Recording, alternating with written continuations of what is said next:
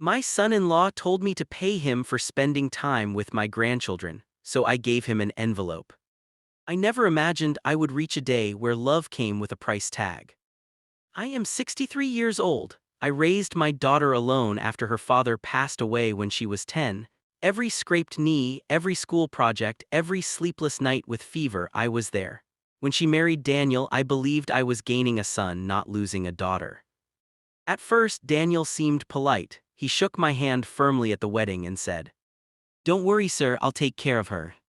Those words meant everything to me.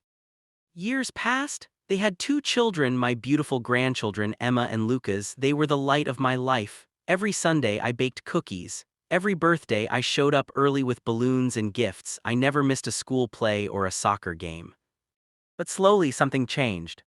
Whenever I called to visit, Daniel always had an excuse. "They're busy. They're tired. Not today." Yet I saw photos online of them visiting his family every weekend. Still, I said nothing. I didn't want trouble. I didn't want to lose access to my grandchildren. One afternoon, I finally decided to show up unannounced. I brought coloring books and a small toy car for Lucas. Daniel opened the door. He didn't smile. "Is something wrong?" I asked. He looked at his watch dramatically. "You should call before coming." "I did." "You didn't answer." He stepped aside reluctantly. The children ran toward me shouting, "Grandpa." I held them tight. For a moment I felt whole again. Then Daniel cleared his throat loudly. "Can I talk to you in the kitchen?" I followed him. He crossed his arms and said, "You know, time is money." I blinked. "What?" "You come here a lot, the kids get distracted, my wife gets emotional, it affects our routine." I laughed awkwardly. "I just want to spend time with my grandkids." "That's fine," he said calmly, "but if you want regular visits, you should contribute." I frowned. "Contribute?" "Yes," he said, "babysitting costs money, emotional labor costs money, gas costs money, so let's be fair." My stomach dropped. "How much?" I whispered. $200 per visit. I felt like someone had slapped me. "You want me to pay to see my own grandchildren?" He shrugged. "Life isn't free." I walked out without another word. That night I didn't sleep. I kept seeing Emma's smile, Lucas's tiny hands in mine. Were they becoming products? Was love now a business deal? I cried like I hadn't cried in years. But then something inside me hardened. If he wanted money, I would give him money. In an envelope. 1 week later I texted Daniel. "I'd like to visit, I'll bring the payment." His reply came instantly. "Good, 4 p.m. I prepared the envelope carefully, not with anger but with purpose.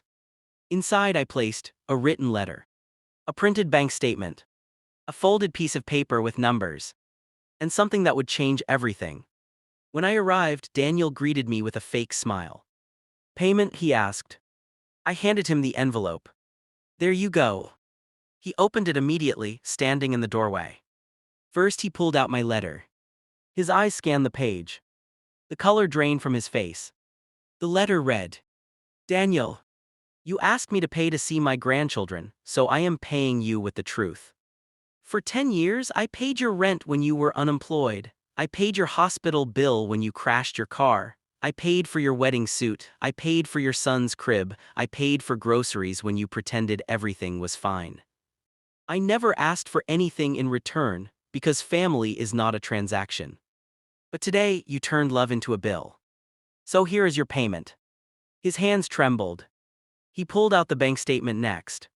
It showed every transfer I had ever sent them, highlighted. Total, $47,300. Then he pulled out the folded paper. On it was written, "This is the value of everything I gave you. This is the price of your pride."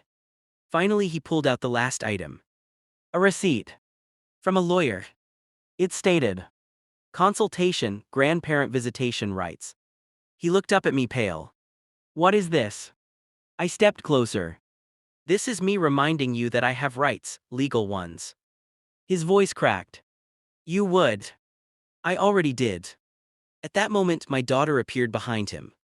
"Dad." Her eyes moved from the envelope to Daniel's face. "What's going on?" Daniel tried to laugh. Nothing, just a misunderstanding.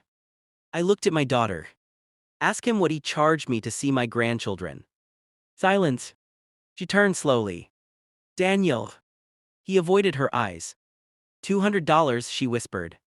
You charged my father. He snapped it was just an idea. Her face hardened.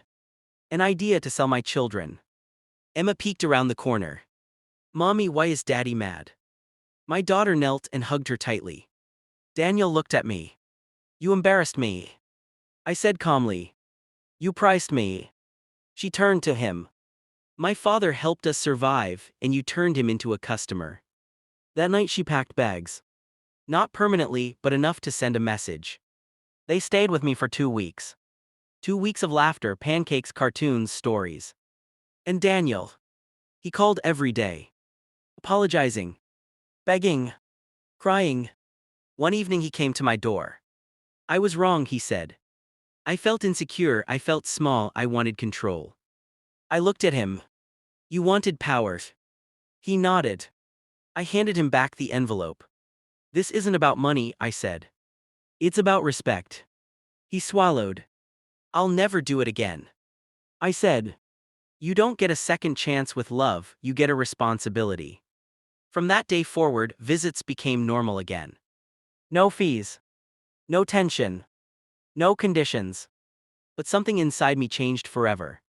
I realized something important. People show you who they are when they think they are in charge. And sometimes the strongest message is not anger. It's an envelope. Because that envelope didn't contain money. It contained memory, truth, and boundaries. Now every Sunday, Emma runs into my arms. Lucas asks me to read the same dinosaur book again and again.